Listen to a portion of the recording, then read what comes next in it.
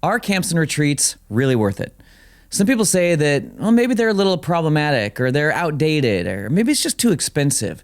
But after leading over 40 camps in the last 25 years, I can tell you this: camps are powerful and transformational. And today, I want to show you why they're one of the most powerful tools in your ministry toolbox and why they might be better than conferences.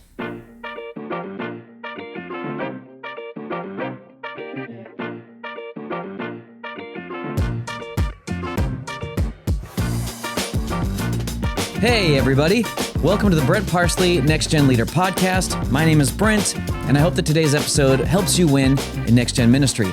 I want to help you with the how of Next Gen Ministry so that you can do what matters most. So today, we're going to talk about discipling kids and students with camps and retreats, and why I believe that camps are actually a little better than conferences. And already, I'm getting myself in trouble.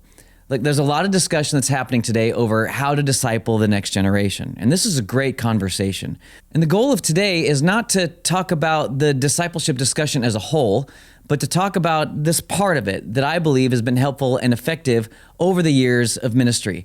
Now, over the past 25 years, I have created and led over 40 summer camps and weekend retreats for students and some for kids. Now, if that sounds at all impressive, it's really not. It just means that I am getting old. But I'm still a firm believer in the power of getting students away for a short period of time, get them out of their normal routines and away from the distractions to make some intentional time to meet with God. In fact, I don't think there's anything quite like it. So I've read plenty of articles and I've listened to some podcasts where people have a different take than the one that I have. And they say, well, maybe summer camps are outdated and maybe it's time to move on. So here's 3 reasons why people might dislike camps. Number 1, they might say, the mountaintop experience isn't that helpful because that's not what real life is like. In fact, they might say the mountaintop experience is just bad. And honestly, I just disagree. I have so many incredible experiences with God that have shaped my life and shaped my Christian faith. And 2 or 3 of those have happened at a camp or a retreat, like some of the top experiences in my faith journey. And I agree that mountaintops, they are a little unrealistic. Like, that's not where any of us actually live. And you're not supposed to stay on the mountaintop. But the journey of faith does have peaks and valleys, mountains and valleys. And camps and retreats often give you the opportunity for a powerful and life-changing encounter with Jesus that really does form you. And then you come back down towards the valley. Only the valley, it just isn't as low as it was the last time. So you end up at a higher point in your relationship with God than the one that you were at before, right? So if you do this several times, yes, you always come back down, but you end up going higher and higher each time. And so it kind of looks like stair steps when you zoom out and look at it. And most people that I talk to have this kind of story as part of their faith journey. I embrace the mountaintop. I embrace this idea that you should have one, but you don't stay there. I think it's good. The ordinary hours of life, they become more powerful because you had the mountaintop experience. I hope I explained that well. The second reason I think they'll say it's too expensive, so it's just out of reach for some families. And I think that's a good critique, honestly. Like, lots of families may find camps just out of reach financially. I just don't think that's a good reason to say that we shouldn't do them. Like, let's figure out how to keep them as cheap as we can and then fund them so that families can actually send their kids. That's why I've always done my own camps and retreats. I mean, camps can be so expensive. So I've tried to run them myself with the team so that I can keep the costs down for our families. Number 3, you might say, well, camps they're emotionally manipulative and therefore it's just a false transformation. Look, I think some of that can be true. It's not 100% for every student that goes. I know that not every kid that has an encounter stays on the faith journey, but so many of them do. And there are seeds that are planted, even the ones that don't decide to stay for a time. Again, this isn't a good reason to not do camps. It's a great reminder to make sure that our efforts aren't using any sort of manipulation or emotionalism to try to achieve our desired results. You want to make sure that they're getting enough sleep and they aren't too tired. All those things are good, but it is okay actually to be a little tired. But honestly, more and more recently, I've just kind of pushed back on some of that emotionalism and that emotional pull. Listen, worship is emotional. Encountering God is often emotional. We are created by God with emotion. Those are good, and He interacts with them, and I believe that's all really good. But I have still been more cautious and aware of some of the thoughts and feelings of Gen Z and now Gen Alpha. And so I've had times where I've preached my heart out and then just asked the band not to play. I've asked for the lights to stay up and for the students to respond in the silence to what God was doing in the moment. And man, did they respond. And the Holy Spirit showed up, and even without keys or pads. I mean, imagine it. It's crazy it can happen. Anyway, don't manipulate, but still have camp. Like, let's do it. So I do think that there are some things to be mindful of, but I still believe that camps and retreats are an effective and important part of your calendar year. And I'll go further to say that I think that they should be a part of every ministry's annual calendar. Over the last maybe 15 years or so, there has been a move toward hosting conferences instead of going to camps. And look, there are some incredible conferences out there for young people. But I'm going to make a case today why you should choose running a camp over going to a conference. Now, let me be really, really clear. I love conferences. I really do. I don't have any beef or any ounce of negativity about student conferences. We used to do a big youth conference at our church that I came from. I've spoken at various youth conferences throughout the years. Conferences are great, and they're effective and wonderful. I also have good friends and other people that I deeply respect that host and lead incredible conferences around the country. I love a good conference, and that's encouraging kids and students to follow Jesus. Like, I love it. I'm all in. It's just that I do believe that camps offer some things that conferences can't. And for that reason, it's my personal belief that if you have the ability or opportunity to choose, I think that you should choose camp. Conferences are awesome, and if they're making disciples for your group, I think it's great, do it. But I think camps are better because if done well, they have the opportunity, the potential to lead to deeper results. So let's define the terms just a little bit before we get into it. Here's what I mean when I say conferences and when I say camps. A conference is typically, a 3-day experience or so. Usually it's at a large church or maybe it's in an arena. It's attended by lots of churches. They've got the hottest worship bands and some artists coming in, doing concerts. There's big name speakers, lots of creative elements, some form of small group interaction to try to process what's happening. It's awesome. But a camp is typically a 4 or 5 day experience. Usually it's at some kind of a campground or camping facility. It's attended mostly by your group. Sometimes other churches are involved. It's more rustic. There's lots of outdoor experiences. It's away from the city and the day-to-day grind of life. There's still lots of creativity. You've got teams connecting over activities and having small groups. Lots of extended time for worship and prayer. And the way that I'm going to pitch camp today is that it's run by you. So you're not bringing in a bunch of outside influences. You and your team are the loudest voices leading the charge for the week. That's the kind of camp that I'm pitching. So here are 5 reasons why I think camps are better than conferences. Number 1, camps provide more opportunities for deeper relationships. So rather than being in the mix of hundreds of other unknown students and a whole bunch of other churches, you have this opportunity to primarily, in some cases, be with just your group. So your students are going to go deeper with one another. Your leaders are going to go deeper with their students and with one another. It's just the result of so much time away and so many hours spent together in kind of new and exciting experiences with relational opportunities. We always build teams at our camps so that every student is kept safe, they're accounted for at all times, and they never have to feel alone and like they just don't belong somewhere. It's the worst thing to have a kid at a camp that's off sitting by themselves or sitting at a meal alone because they don't know anybody. That just can't happen. So those teams, they're everything. They have a unique identity. They have a unique team name. They dress up. Like, it's awesome. So students get pulled into the unique identity of that team, and they belong to something immediately. From even before the camp starts, they're engrafted into this culture and this identity this team has created. And then they go during the camp, they compete in wild games in the afternoon, and they eat some meals together. They might have some challenges they got to do together. Then they have small group discussions about the messages, and they're going to pray for one another. Like, it's incredible and really effective. And many, not all, But many of those relationships then carry on after camp, and that's just massive for your group. Again, some of that happens at conferences, but you do end up missing some of the opportunities I've outlined just because of the way it's constructed. Number 2, camps are more immersive, isolated experiences. So it's awesome and really fun to go to a megachurch or an arena for a conference.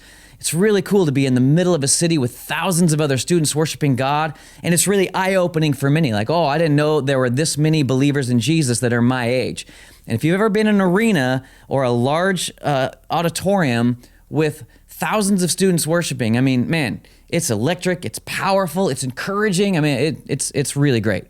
But it is something different to get on a bus and go into the wilderness where there's less cell service, where there's lots of trees, where there's some water maybe, where you're in the midst of God's creation and you're there and you're worshiping in rustic meeting rooms with a view of the forest. You're sleeping in cabins with spiders.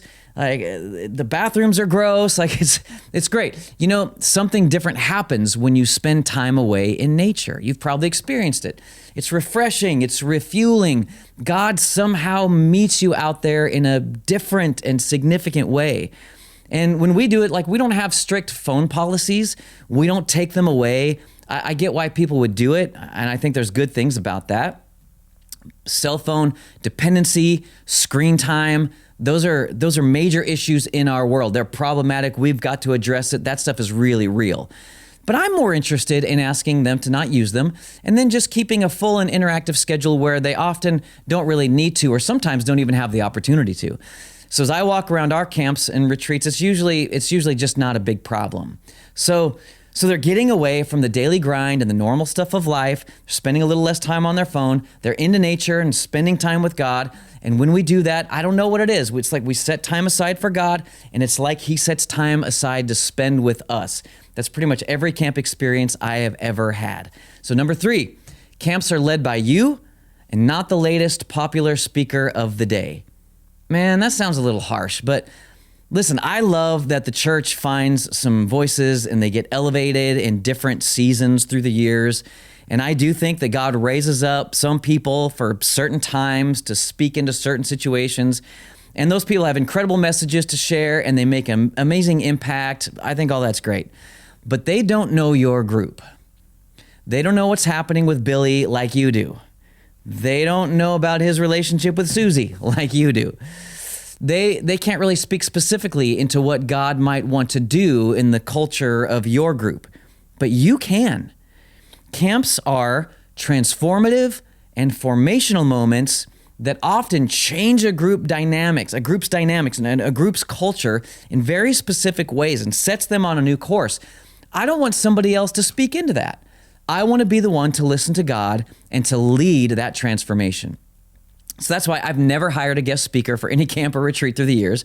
In fact, early on, I spoke at each of the 4 nights of our summer camps. Now, that was excessive, probably unnecessary. I did start to bring in other voices like the pastor or the previous youth pastor that was beloved or another person on our team, and they took a night or so, but we never brought in an outside voice. It's just my opinion that those voices, they're awesome for normal weeks, but you should lead the camp experience. And yes, it is hard, especially with everything else that you've got to do. But find ways to offload some of the preparation, have somebody else lead the games in the afternoon, delegate those other things that you got to do so that you can do the most important thing and lead your group spiritually through the event. And one more thing, camps really give your team the opportunity for leadership development in a significant way. Like conferences, they're kind of done for you. You kind of show up and they kind of run you through the event. But camps are your team learning how to lead your games, lead your teams, lead your discussions, counsel and pray at the altar. I mean, it's just hard to beat. Number 4 reason why camps are better than conferences is because camps create more memories. My wife and I, we still talk about memories that were made at our camps and retreats. And when I talk to friends who served with us during those days, those stories often pop up too. We got wild stories like when I took out a middle school girl with a water balloon launcher, even though I was really trying to be careful because the tag actually says that facial fractures can occur. and I just waylaid her from afar, and she went. It was not good. Or like when all the high school students tackled my friend Ben, who was the middle school pastor, and they tried to drown him in the mud during the big SmackDown event that we had. Or the time that around 900 students were in an auditorium and they made commitments to Jesus and held them up on poster boards, talking about their identity and what they were going to do for God, kind of spanning the entirety of this room. And I'm just standing there bawling my eyes out. One of the craziest things we ever did was put on a full-length drama. And I've mentioned that before. My friend Rob would write these insane dramas. And we did part 1 on the Wednesday before our fall retreat, and then did part 2 at the fall retreat that weekend. So if you don't come to fall retreat, you don't get to see part 2. We had a bunch of signups that week. The bus rides, the playing ultimate squid and watching a squid, not live, squid fly through the air, snow happening at summer camp, ruining the plumbing of an entire camp, keeping a small town awake until 2 a.m. because of how loud our music was and we were worshiping at night. Like, these stories are real, and these stories become the lore of your group. I was there when that happened. And they create this culture of fun, of craziness, passionate devotion, of buy-in. And they just kind of settle into your brain and into hearts, and they connect you to one another, to the church, and to God, and to what He did in your heart during that time. There's just nothing that compares with 4 or 5 days of that.